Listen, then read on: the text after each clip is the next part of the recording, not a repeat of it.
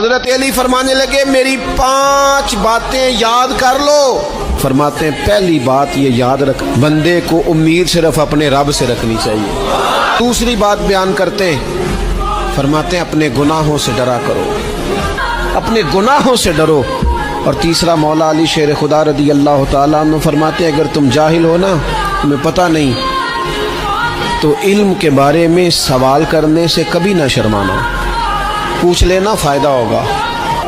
اور حضرت علی شیر خدا چوتھی بات ارشاد فرماتے ہیں یہ علماء کے لیے، فرمایا اگر عالم کو کسی مسئلے کا علم نہ ہو تو غلط بات نہ بتائے بلکہ کہہ دے واللہ اعلم، اللہ بہتر جانتا ہے. 5ویں بات حضرت علی شیر خدا ارشاد فرماتے ہیں یاد رکھنا، ایمان میں صبر کی وہی حیثیت ہے جو جسم میں سر کی حیثیت ہے.